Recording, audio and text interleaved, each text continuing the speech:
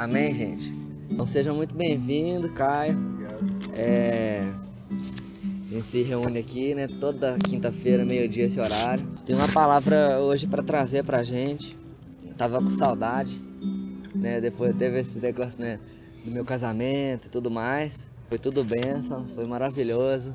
Atualizando vocês, tem sido muito legal a vida de casado, viver família, muito doido. É incrível o quanto que Deus ama isso, a presença de Deus. Tipo, mudou completamente a minha vida. Eu me sinto outra pessoa. O fato de eu agora ser o líder de uma casa espiritualmente é totalmente diferente. É muito louco isso. Mas enfim, hoje eu quero falar sobre... Na verdade, se tivesse um título seria Gerando um Exército à Maneira de Deus. Porque é possível gerar um exército, mas de um jeito humano. É possível a gente gerar um grande grupo com uma missão, mas com maneiras humanas. Vocês concordam? Que é isso que é feito, né, pelo mundo. Mas eu queria falar sobre gerar um exército da maneira de Deus. E como que a gente pode gerar um exército de pessoas de Deus? Começa a refletir. Será que esse é o nosso objetivo aqui? Eu acho que isso passa pelo nosso objetivo aqui. Gerar um exército de pessoas de Deus para alcançar todo esse campus. Não faz parte do nosso objetivo isso? Vocês concordam? Hoje queria trazer um ensino poderoso para as nossas vidas e ao mesmo tempo a gente gerar no nosso coração, encher o nosso coração com uma intercessão, com um clamor de Deus, para a gente terminar orando. E também ter algumas estratégias, buscar em Deus algumas coisas que a gente pode fazer para a gente alcançar isso. Então quem tiver com a Bíblia, eu queria que abrisse num texto muito famoso que fala sobre exército. Alguém imagina um texto que fala sobre um exército se levantando na Bíblia? Alguém lembra de algo que fala disso? No Antigo Testamento? Onde? Ezequiel 37. Alguém conhece esse texto? Esse texto é muito precioso e a gente vai tirar coisas ricas demais daqui para a gente trazer aqui para o nosso contexto. Amém, gente? Deus fale conosco e que a gente saia daqui incendiado. Ezequiel o quê? Ezequiel no capítulo 37. É a visão do vale de ossos secos. A visão de um vale, igual aqui a gente vê um vale, mas cheio de ossos secos espalhados por ele. Então, eu vou ler aqui, tá bom? Se a minha versão tiver um pouco diferente, vocês tentam acompanhar mesmo assim, beleza? Então vamos lá, vou ler aqui. E veio sobre mim a mão do Senhor, e ele me fez sair no espírito do Senhor e me pôs no meio de um vale que estava cheio de ossos. E ele me fez passar em volta deles, e eis que eram muito numerosos sobre a face do vale, e eles estavam sequíssimos. E ele me disse: Filho do homem, porventura viverão estes ossos? E eu disse: Senhor Deus, tu o sabes. Então ele me disse: Profetiza sobre esses ossos e dize-lhes: Ossos secos, ouçam a palavra do Senhor. Assim diz o Senhor Deus a estes ossos: Eis que farei entrar em vós o Espírito e viverão.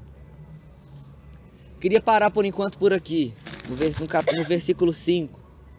Por quê? Porque na verdade é fácil demais a gente viver isso aqui, até esse ponto.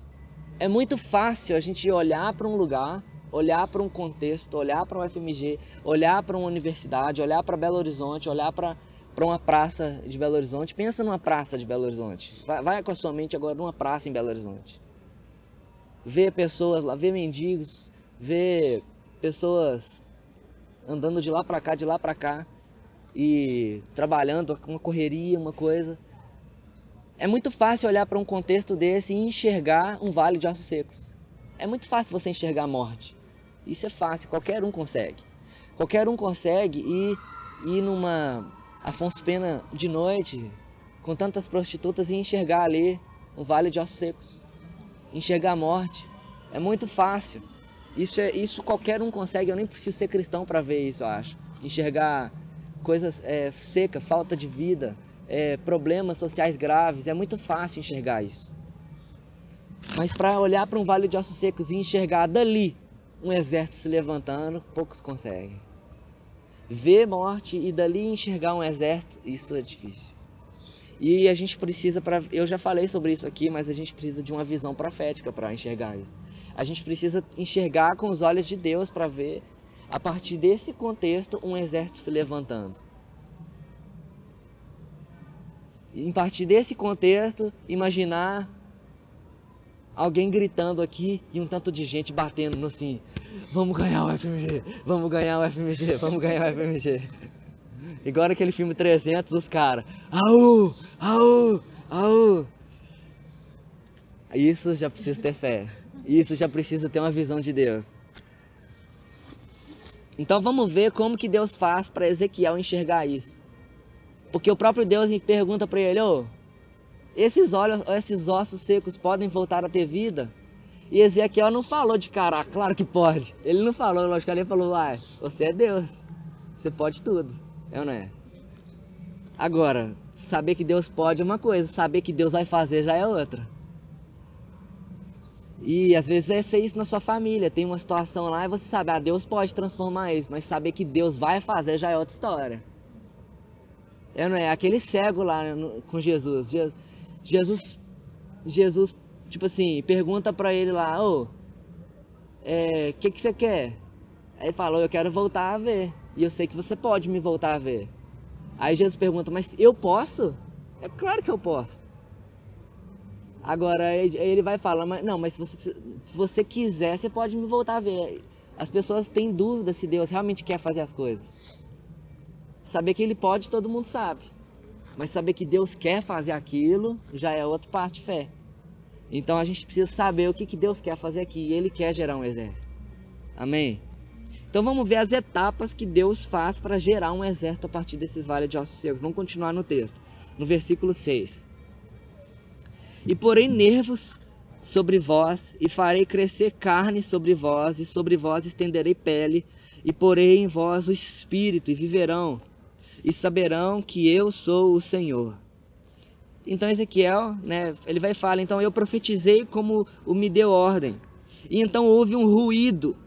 Enquanto eu profetizava, houve um som, houve um barulho. E eis que se fez um grande rebuliço. E os ossos se achegaram, cada osso ao seu osso. E a Luana antes aqui estava falando sobre cada parte do corpo. Por isso que eu falei. E ele vai e fala, cada osso ao seu osso, e eu olhei, e eis que vieram nervos sobre eles, e cresceu carne, e estendeu pele sobre eles por cima, mas não havia neles ainda espírito. Então o Senhor me disse, profetiza ao espírito, profetiza ao filho do homem, e diga ao espírito, assim diz o Senhor, vem dos quatro ventos, ó espírito, e assopra sobre estes mortos para que vivam. E eu profetizei como ele me deu ordem. Então Ezequiel ele era obediente, tá vendo? O Senhor vinha, dava para ele uma revelação e ele ia e cumpria, ele falava como o Senhor tinha dito exatamente. Então o Espírito entrou neles e viveram e se puseram em pé em um exército grande em extremo. E a gente vai parar por aqui. Vejam que houve um certo processo até se levantar o exército. Não houve um processo? Não foi de repente, ossos secos, puf, exército. Não foi. Deus é um Deus de processos, isso é maravilhoso.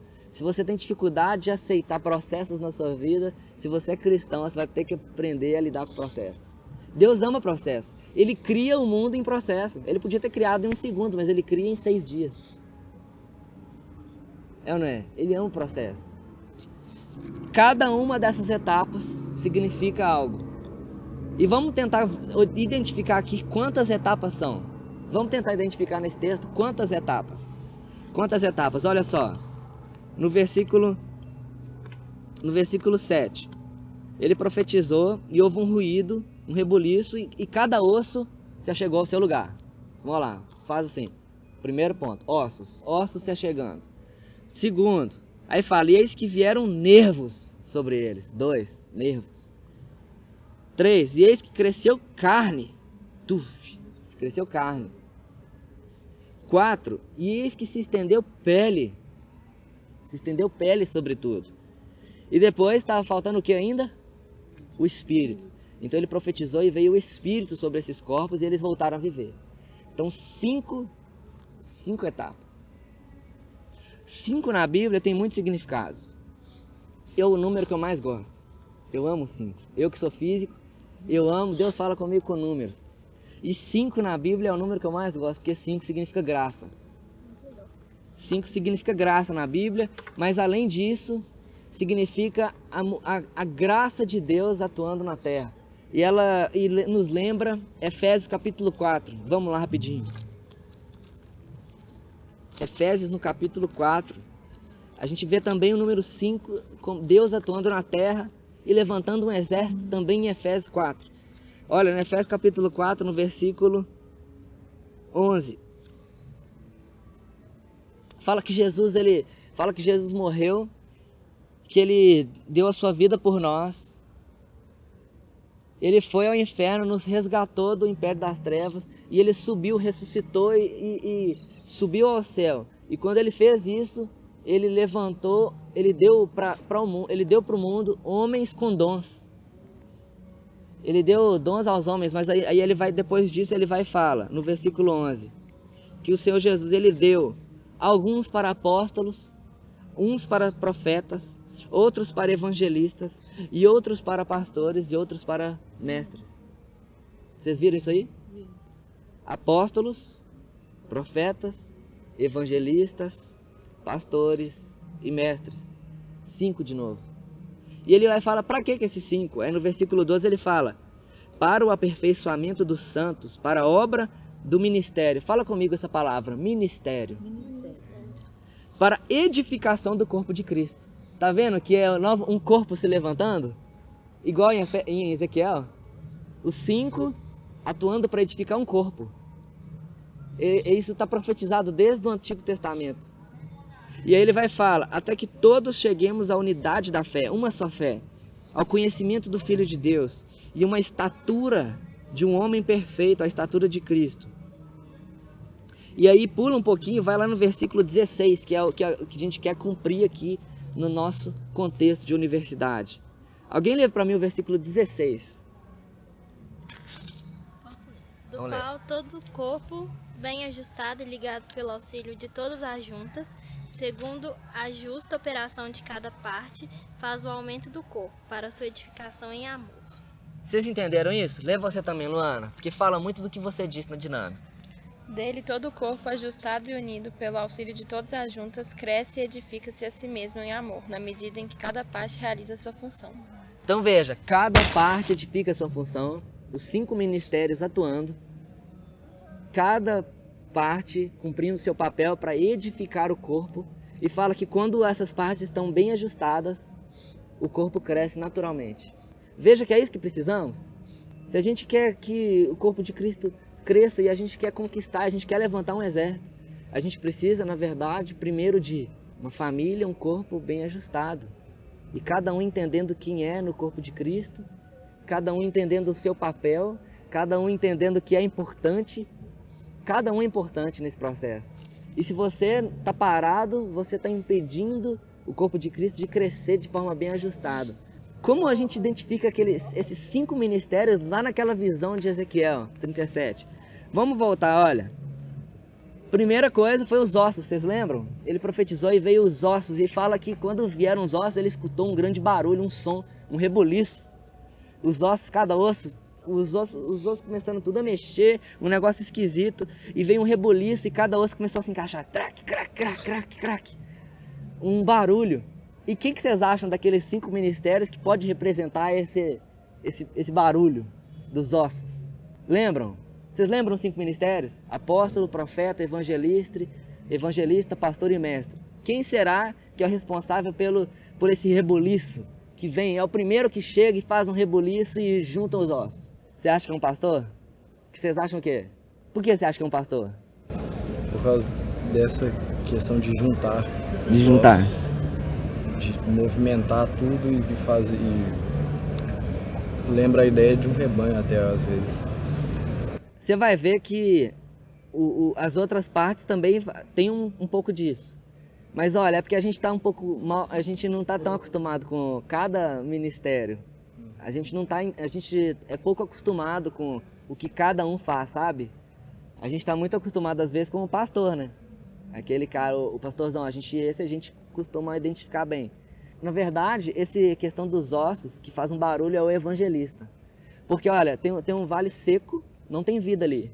O primeiro, o que eles precisam? Eles precisam de alguém que evangelize eles. Eles precisam de alguém que traga o evangelho primeiro.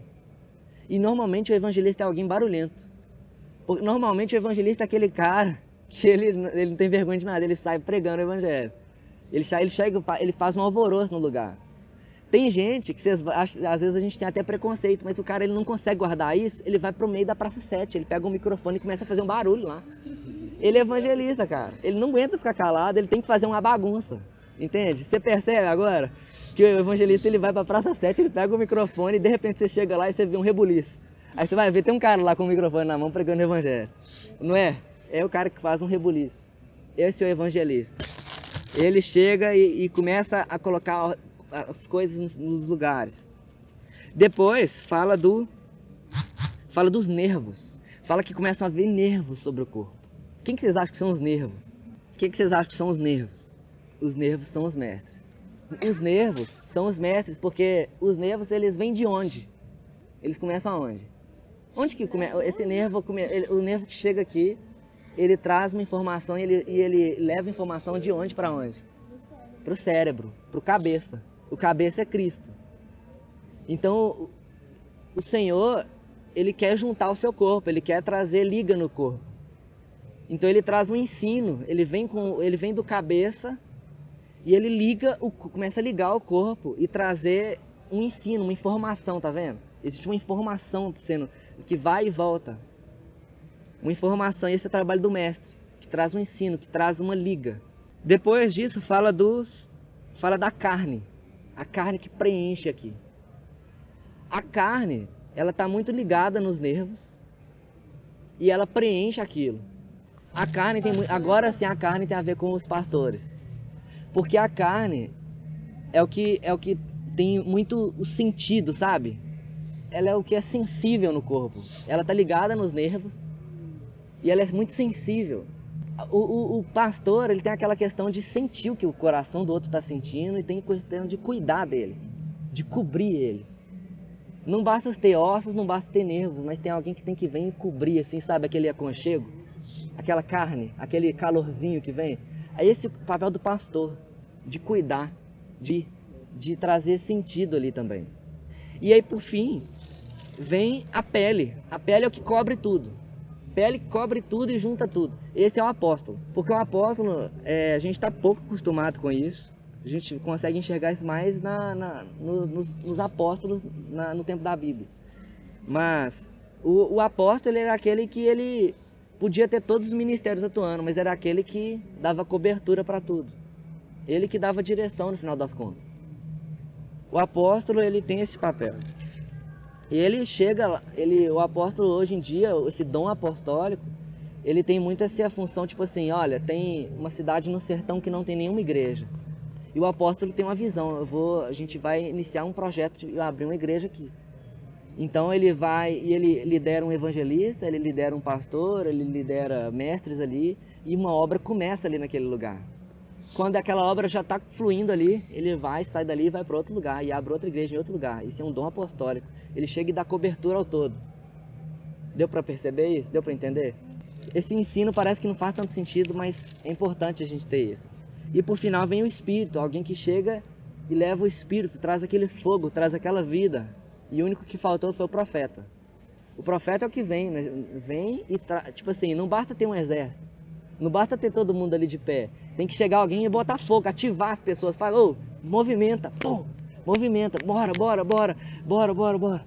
E ele dá uma visão, ele dá um fogo, ele traz, é o cara profético. Ele vai e te ativa, você sai do culto, nossa, você sai do A2 e fala assim, nossa, eu quero ganhar minha sala toda. E aí você vai, sabe, essa pessoa que consegue te ativar, essa é uma pessoa que está se fluindo num dom profético. Amém? Deu para perceber isso? Em Mateus, Jesus ele vai e fala assim, ô, vocês estão vendo esse tanto de ovelhas sem pastor aqui, esse tanto de pessoal. Jesus vai e fala, ô, a seara é muito grande, a colheita é muito grande, mas a gente precisa de trabalhadores. E aí Jesus ele vai dar uma ordem. Orem para que o Senhor da seara envie trabalhadores. É uma ordem. E ele fala, orem por trabalhadores. Orem por trabalhadores. Orem para que o Senhor envie trabalhadores. A palavra é equibalo. Ore para que o Senhor equibalo trabalhadores. Equibalo é a mesma palavra quando Jesus chega e expulsa um demônio. Jesus chega no mesmo capítulo, ele expulsa um demônio da pessoa, ele vai e fala assim, vai embora. A mesma palavra, equibalo. Expulsa. É engraçado. Então ele é como se fosse o seguinte, por exemplo, tem um trabalhador que está lá no Coltec. Estou olhando aqui, tem um trabalhador lá naquele prédio ali. Só que ele está lá, ele não está na obra. Então eu oro, Senhor, equibala trabalhadores, envia trabalhadores. Aí o Senhor vem, expulsa aquele cara e manda ele para a obra. Sai daí, meu filho, seu tempo aqui acabou. Vá. Aí ele vai e bota o cara em movimento. Às vezes acontece isso na nossa vida. De repente começa a acontecer um tanto de circunstâncias que te tira do lugar que você está e te leva para outro lugar. É um equibalo. Deus está te expulsando daquele lugar e te colocando em outro lugar. Ele está te realocando. Sabe, alguém já passou por isso alguma vez? Tipo, você tá num lugar e tipo, começa a acontecer um tanto de circunstâncias e te muda de lugar. Às vezes um estágio, às vezes onde você mora com a sua família. De repente começa a acontecer um tanto de coisa, você vai ter que mudar de casa. Alguém já viu isso? É um equibalo de Deus. É um tempo novo, ele está te enviando para um tempo novo. Eu vi muito isso agora antes de casar. Eu chegava em casa, de repente minhas coisas estavam tudo... Meu pai chegava lá, meu pai ficou todo triste de eu ir embora. Mas ao mesmo tempo eu chegava em casa e de repente meus móveis estavam tudo fora do lugar, ele tirou tudo. Aí eu falava, que isso, pai? Você tirou tudo. Aí ele, adiantei o seu processo. Aí na hora o Espírito Santo falou, aí na hora o Espírito Santo falou com a mim, Matheus, eu tô te equibalando. Eu tô te expulsando de casa. Chegou seu tempo, tô te expulsando de casa. Não tem mais lugar para você aqui. Entende? Como é que é um tempo novo na minha vida? Então, isso é interessante porque Jesus ele fala para a gente orar pelos trabalhadores. Jesus não fala para a gente orar pela seara. Ele fala para orar pelos trabalhadores. O nosso papel como ministros é orar, não orar pelo vale de ossos secos, mas orar para que os ministros, para que os 5 ministérios comecem a se ajustar e entrar em atuação para que o corpo se levante. Você não vê Ezequiel orando pelos ossos secos. Ele falando, nossos secos recebam vida. Não, ele começa a profetizar para que venha o nervo, para que venha a carne, para que venha a pele, para que venha o espírito. Ele começa a orar por equibalo. E Deus precisa de pessoas assim, ministros de Deus que entendem isso, não crianças. Porque em Romanos 8 fala que o mundo está esperando ansiosamente a manifestação dos filhos de Deus. Só que a palavra lá, filhos de Deus, são filhos maduros. O mundo está esperando por filhos maduros se manifestarem. As pessoas estão gemendo que filhos de Deus maduros se manifestem. E será que esse vai ser você ou você ainda é um filho imaturo? Você ainda é um filho, uma criancinha de Deus? Aquele que fica querendo mamar na boca. Aquele que fica querendo papinha na boca. Só quer receber? Ou você já é um filho maduro que entende, eu preciso me manifestar. Eu preciso me manifestar. Eu preciso me manifestar. Fala comigo, repete isso comigo. Eu preciso me manifestar. Você precisa brilhar a luz que há em você, cara. Existe uma luz em você que Deus colocou em você e você precisa brilhar. Você precisa brilhar, amém?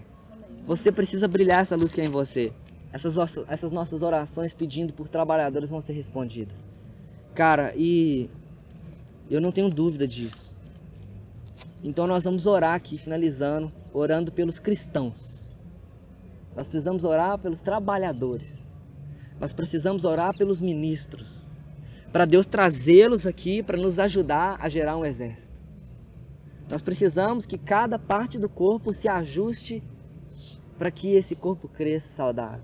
E há algo impressionante no reino de Deus, que eu já até falei aqui no 2. Que Deus ele não precisa de muitas pessoas para transformar uma geração. Isso é impressionante. Deus, ele, na maioria das vezes, ele não precisou de muitas pessoas para transformar uma geração inteira. Ele precisou de poucas pessoas que se posicionaram.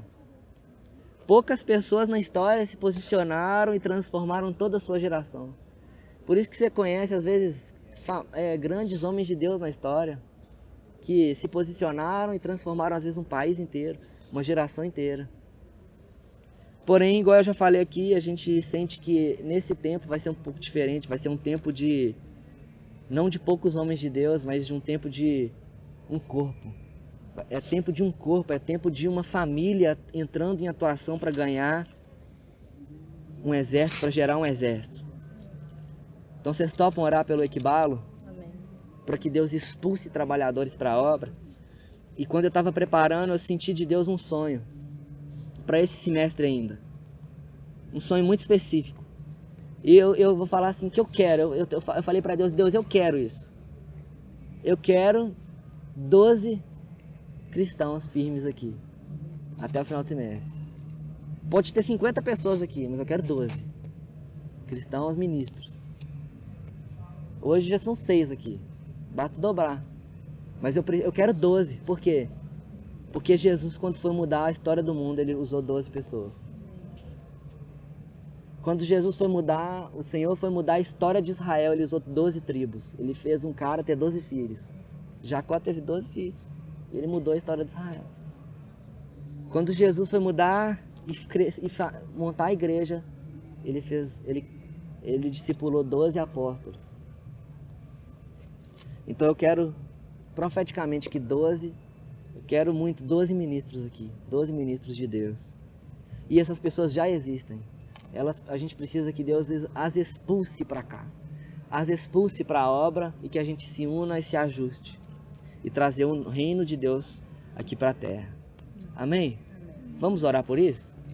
Então, simbolizando esse corpo, já vamos dar as mãos. Você já faz parte disso. Você já faz parte disso.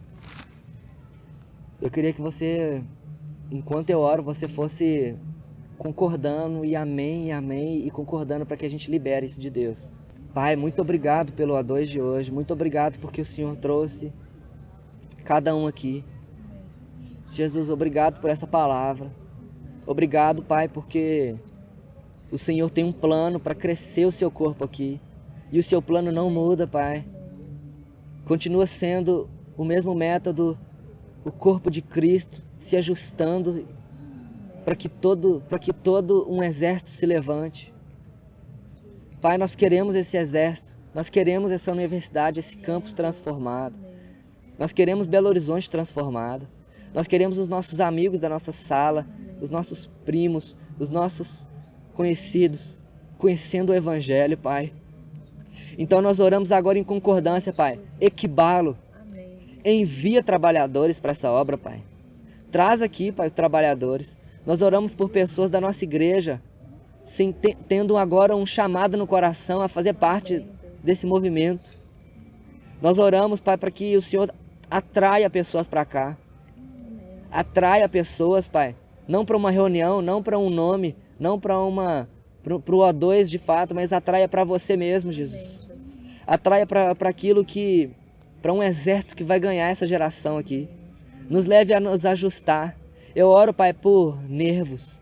Eu oro, Pai, por ossos se alinhando. Eu oro por um alinhamento do céu, Pai, cada osso se ligando no seu osso. Eu oro, Pai, para que cada um aqui, para cada um que vai estar aqui, se ajuste como corpo de Cristo e cada um desempenhe a sua função. No nome de Jesus, Pai.